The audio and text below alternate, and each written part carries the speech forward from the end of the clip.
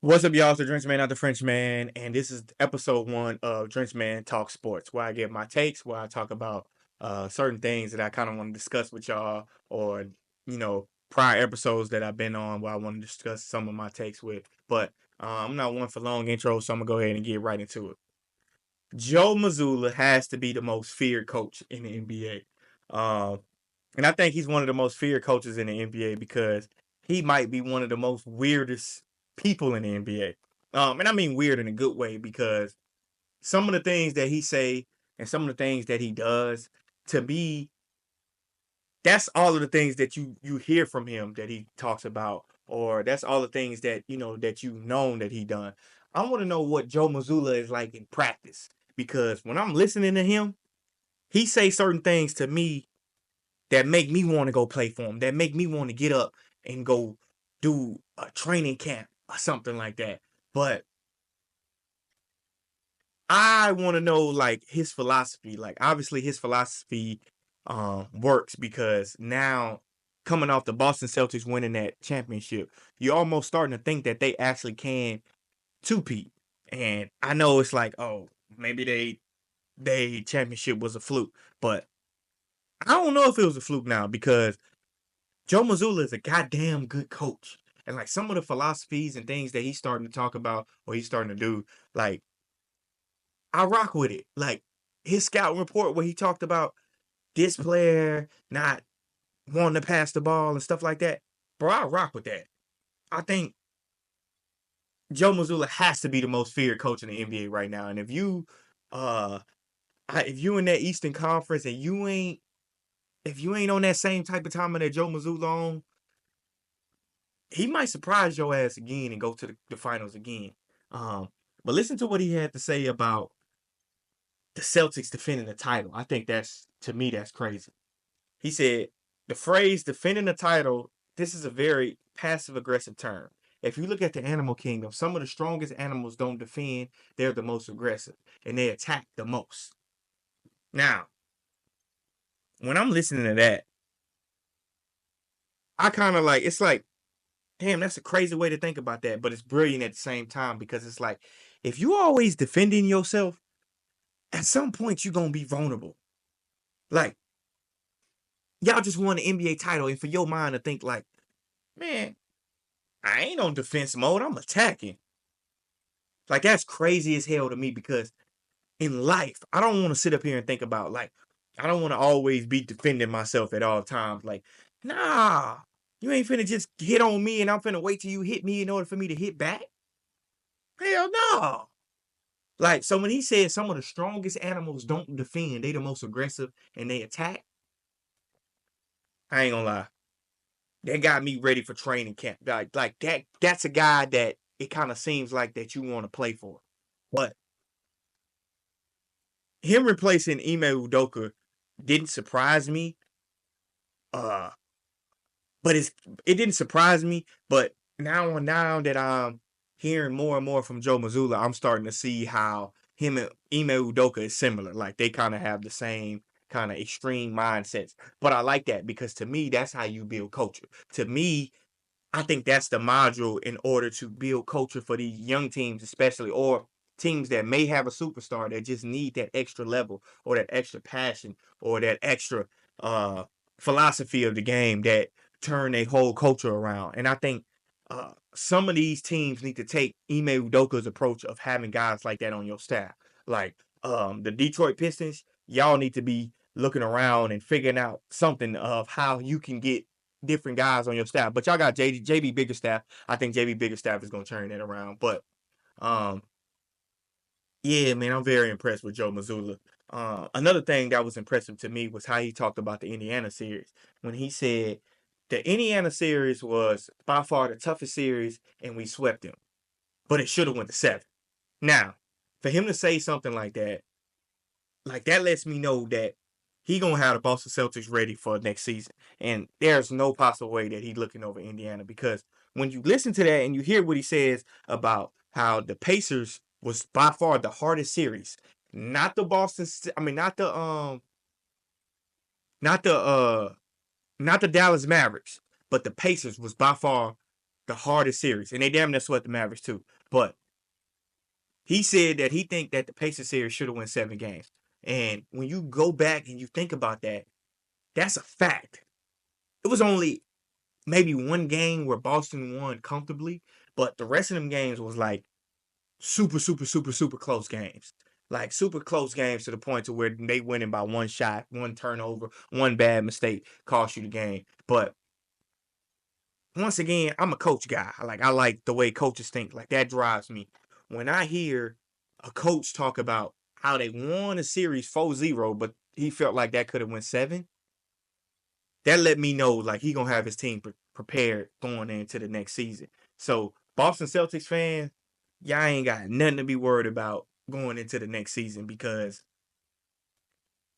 he gonna have y'all ready. Like y'all ain't got nothing to worry about. Like y'all should be able to, y'all should at least make it to the finals. To be honest with you, and I think part of that is gonna be Joe Mazzulla. But speaking of next season, here is a list of guys that actually don't have a job going into the 24-25 season. There's notable guys like John Wall, Isaiah Thomas, Dennis Smith Jr., Landry Shamet, Victor Oladipo, T.J. Warren, Juan Toscano Anderson, Doug McDermott, Wesley Matthews, Isaiah Livers, Nazir Little, Kevin Knox, Daniel House, Justin Holiday, Reggie Bullock, O'Shea Brissett, Thanasis Antetokounmpo, Thaddeus Young, Marcus Moore, Isaiah Mobley, Jay Crowder, Robert Covington, JaVale McGee, and Boban Marjanovic, and Montrezl Harrell, Harry Giles, and Bismack Biyombo. I'll be honest, a couple of these guys surprised me on this list. Like John Wall, still a free agent. That kind of surprises me, but then not really. Now, the only reason why I would say that surprises me because it's like, bro, we talking about John Wall, somebody that damn near averaged 19 and 10 for their career. We talking about all-star John Wall. You talking about John Wall, who was one of the best point guards in the NBA, don't have a job right now. Like, to me, the fact that John Wall is still exceptionally fast, he's exceptionally talented, and even after all his injuries, he can still score at a high level. He can still defend at a high level. And I thought I thought that was important in basketball today. The fact that yeah, you have this guy who's this all-star. He was a franchise player, but he can still defend at a high level. He might not be the John Wall that y'all say he is, but the fact that he can defend at a high level and he can still run a team at an elite level, I think that's enough for him to be an NBA player. Now, to a bunch of guys, maybe he's not a starting point guard, but let's assume he isn't a starting point guard. But he's damn sure better than damn near every backup point guard in the NBA if you have to have him playing backup point guard. You're not finna tell me that. And I kind of understand because I understand the NBA is a business and business is business. And sometimes, like, they don't want to pay you, so they kind of get you out of there, or they don't want you around the locker room, or they don't want you to be a distraction, so they kind of fiddle you out of the NBA. But to me, I don't agree with it. And I'm still surprised that John Wall is a free agent. But to some degree, I understand.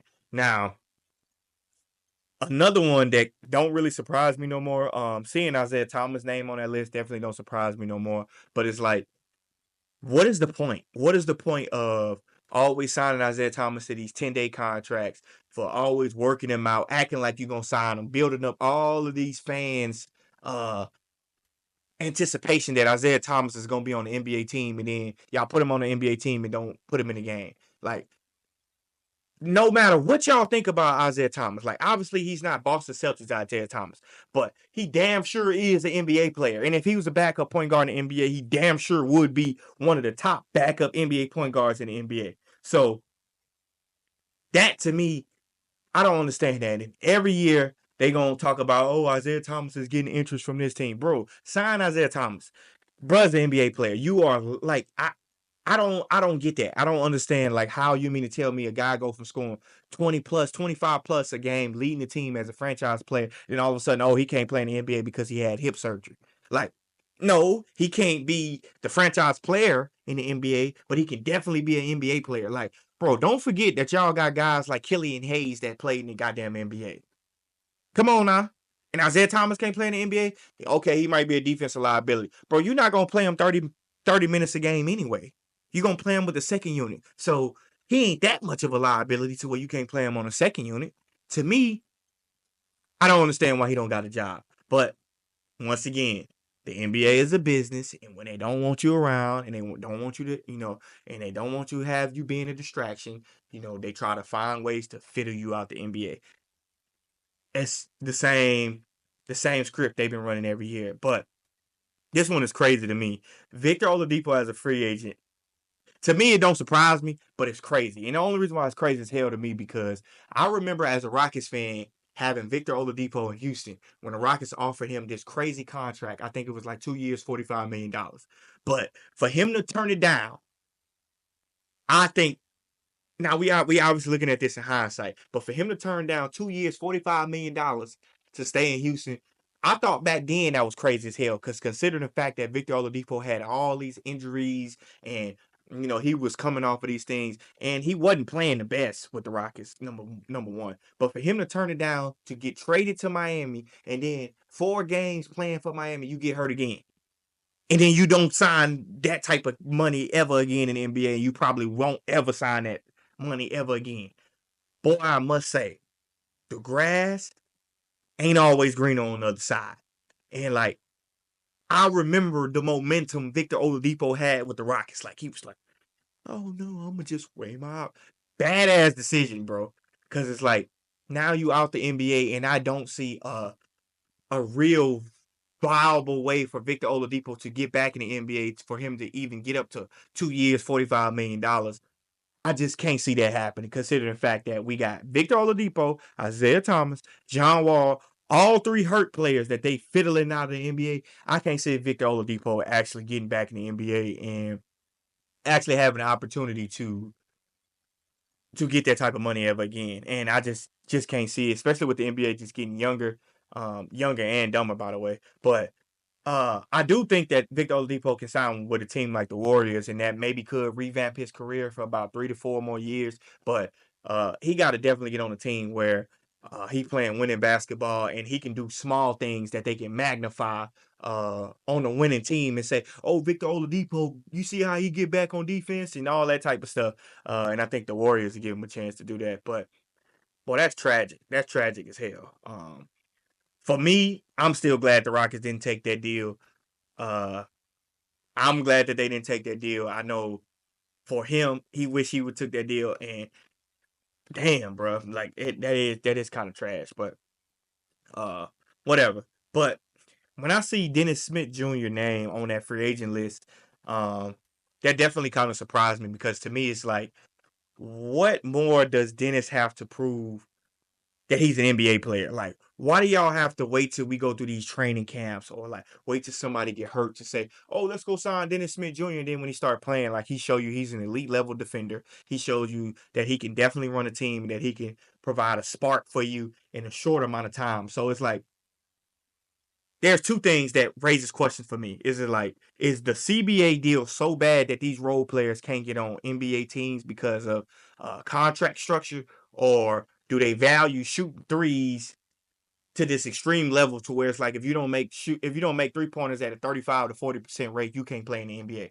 Because although Dennis Smith is an elite level defender and he can be a good backup point guard and he can give you a spark in small minutes, he do shoot 29% from the 3-point line.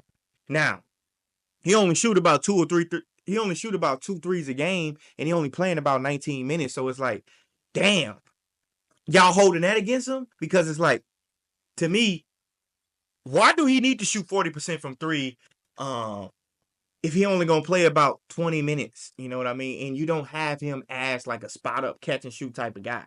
Now, I'm not saying 29% ain't atrocious, because it is atrocious, but you don't have him as that type of player anyway. So it's like, why do he need to shoot 35% from 3? He only shooting 1 3 a game, pretty much. Like maybe 2 at the most. But overall, he a damn sure an NBA player. Like, you can't tell me that Dennis Smith Jr. is not an NBA player. Like, I'm just not gonna believe that. But TJ Warren is on this list of still a free agent, and it's like, bro, that's crazy as hell, because y'all remember when he was at the bubble and he scored 53 points? And like, bro, he shot a crazy ass field goal percentage. But that just lets you know right there that bubble was some bullshit, because he a free agent now. But I'm obviously trolling with that bubble shit. TJ Warren was nice, but each year you saw his minutes start decreasing and decreasing and just going down. And obviously, with the minutes going down, his production is going down. Or you could say because of his production went down, his minutes went down. Whatever, but I think it has a lot to do with the business of the NBA. And I would be surprised if TJ Warren actually get picked up. I think he's one of them guys that might have to go to like Europe to redeem himself in order to play in the NBA again. But when I see the name Thanasis Antetokounmpo still on the free agent list, that's 100% surprised me because it's no way in hell that the Bucks is getting rid of NBA champ Thanasis Antetokounmpo. Now, I'm gonna be serious. That don't really surprise me, but it only surprised me because it's like, bro, y'all know that's Giannis' brother, bro. You know damn well y'all been doing that shit for the last couple of years where he been on the team because of Giannis.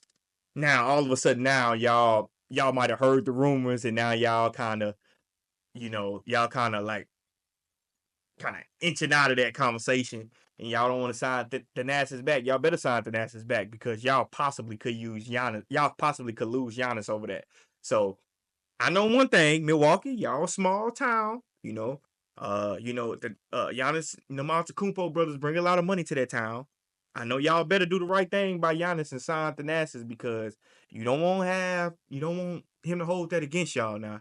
But in all seriousness, this is why I think the Bucks can't sign Thanasis because I keep telling y'all, if Thanasis hits somebody, that's gonna be bad for the NBA. Cause every single time Giannis get into a goddamn altercation, you see Thanasis getting up there, he foaming from the mouth like a goddamn pit bull. And I'm telling y'all right now, if he go hit somebody and they sue the goddamn NBA, come on, man.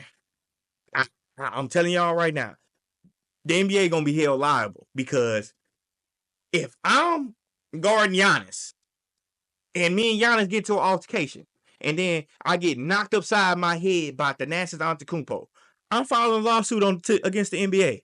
And the only reason why I'm filing a lawsuit is because that's premeditated attack. That's premeditated attempted murder. Because ain't no way in hell Giannis on the bench thinking.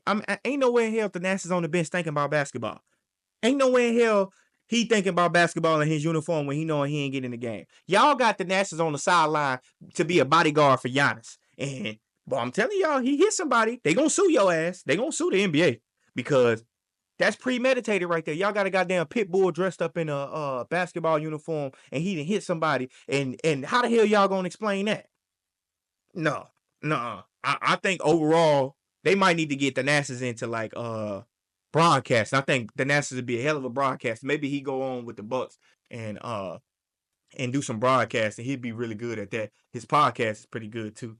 Or maybe Thanasis would be a coach. He don't have to be on the roster, but all I'm saying is Milwaukee, y'all better not let that be the reason why Giannis leave Milwaukee. Cause ain't no way. Uh, I'm just letting you know, man. I guess, but anyways, now I'm just trolling a little bit. But ain't no way I think that Thanasis is the NBA player. At least not right now. He played hard, but he not an NBA player. But the rest of the guys on the list, I can definitely understand that. But let's switch it over to the NFL real quick. One thing I don't understand is why the hell is Nebraska quarterback trying to be just like Patrick Mahomes? Now, I can understand wanting to play like Patrick Mahomes. I can understand, you stealing his drip, all of this stuff. Like, you got the same type of equipment he got on. You got the headband, you got the sleeve on, you got all of that. I can understand that. But his mannerisms and his celebrations, that's crazy. I don't get like I don't know if you're doing that so you can try to get drafted or so they're like, is it a good marketing tool for you? But I don't even know if that's a great marketing tool because it's like when let's say you do go to the NFL draft. Let's say you do go to the NFL draft, like what are the scouts gonna say? Like, oh, we getting a knockoff Mahomes. Like this guy's a knockoff Patrick Mahomes. Like, I don't know, that's just kind of weird to me. Like, bro, get your own identity. Just play quarterback. You know, I, I don't know. I mean, help you win some games, I guess, but why? Like, why the hell are you trying to be like Patrick Mahomes? Not only be like him, why are you trying to look like him? But I don't know. Maybe that's his idol or something. But I kind of wanted to get into this Tyreek Hill situation because since we on this subject, uh, I just want to kind of say like some things is just unnecessary, and to me, this whole Tyreek Hill incident is extremely silly to me. And for starters, I do want to say I don't think at all race had anything to do with these motives of these police officers. But I will say I think pride and perceived arrogance had to be the motive of at least one of the police officers. Because when I'm watching this clip and I hear the officer say, "You got this shit confused." Like that right there told me that all I needed to know. And to me, maybe you felt some type of way about Tyreek Hill's speeding. Like, okay, understandably. You felt a certain specific way about Tyreek Hill speeding. And Tyreek's response from it, obviously it didn't look like the greatest response for it. But my thing is, this is my whole point about this Tyreek Hill situation. Number one, it's not that big of a deal. And I see people say, well, Tyreek Hill broke the law. He broke the law. He did this. He did that. And it's like, okay, he broke the law. He was speeding. Give him a speeding ticket. It's not that big of a deal. Number two, y'all in front of the Dolphins stadium. Once you see that that's Tyreek Hill, y'all got his idea. Yo, Tyreek, slow down. I know you out here. You trying to get to the stadium, but slow down. You could hurt somebody. Boom, boom, boom. Tyreek Hill might have had, an attitude, or he wasn't maybe the most respectful, which I don't think he was disrespectful, but maybe he wasn't the most respectful to the officer. My thing is, as a police officer, that's not good police work to me. Like, to me, that ain't good police work because I got a badge. I pulled you over. You need to do what the hell I tell you to do. Like, brother, being a police officer is already dangerous as it is. Why the hell would you put yourself in a situation to where it could become more dangerous? Like that, to me, I don't get it. Over what? Let's say you pull Tyreek Hill out of the police car, and that situation escalate to now Tyreek Hill then got you done choked him out or something like that. And Tyreek Hill then died. My thing would be, why? Over what? A speeding ticket. Him knocking on the window. Like, to me, as a man, not just a police officer, certain things is just not necessary. And certain things you don't have to do just because you have this badge of authority. Like, could Tyreek Hill handle that situation better? Obviously, 100%. Could that police officer handle that situation better? 1000%. And I'm only saying this because it's like, brother, you don't want to put your family through all of that. You don't want to inconvenience your family we've seen what the media has done and vilified all these police officers. Why would you want to put your family through all of that behind a speeding ticket? Why would you want to divide one background to another background behind a speeding ticket? Why? I get it. He broke the law. You want to do your job. Just give him a ticket at the most. Like, I just don't get why getting all that riffraff with a guy like that.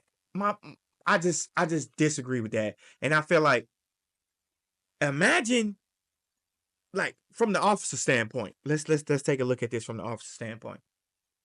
Imagine you getting into it with Tyreek Hill, y'all putting him on the ground, and y'all done broke his arm, and y'all done messed Tyreek Hill face up.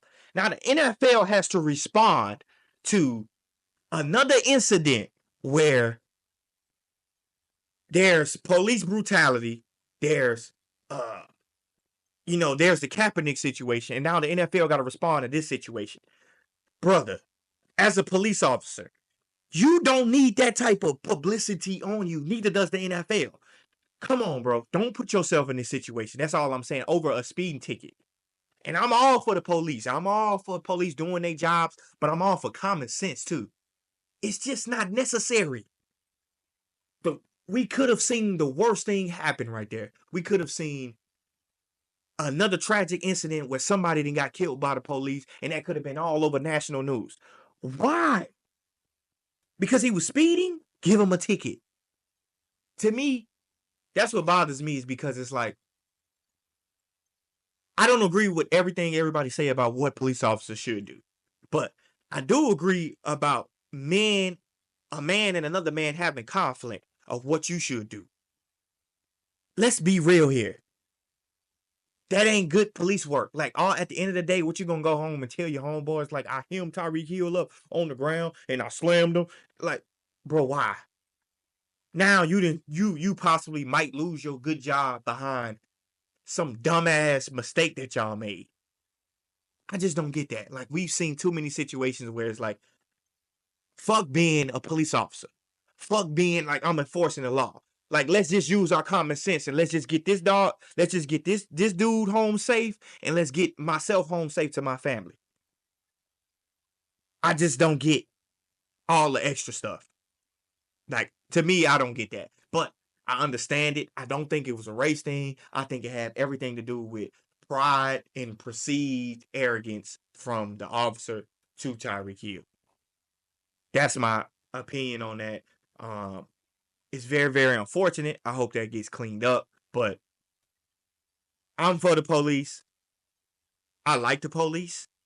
My overall thing is sometimes there's a thin line between y'all enforcing the law and you just trying to get your rocks off as a police officer. And I think in that situation, it was crossed. Now, could there have been, is there room for improvement on both sides? Absolutely. But when I'm looking through the comments and I'm seeing like, oh, there's good police work. Disagree. That's not good police work. Like, that's not good man work. Like, that's just not good. That's just not nothing that a real man would do to another man. And I ain't even talking about race. I'm just saying, like, regardless, like, you on a power trip at this point. You have to be. Because one-on-one, I don't think you can whoop Tyreek Hill ass. So why are you trying to demand this certain respect from another man like that? To me, I just didn't like that. But that's my opinion on that. And that's all I have for Drenchman Talks Sports. This was episode 1. Make sure y'all hit that like button. Make sure y'all subscribe. Make sure y'all get at me in the comments. You know, I'm always willing to talk to anybody about any of my takes. But thank y'all for watching my first episode of Drenchman Talks Sports. Each episode will get better and better. Please let me know in the comments what subject y'all would like for me to touch on. But make sure y'all hit that like button, subscribe, and leave a comment.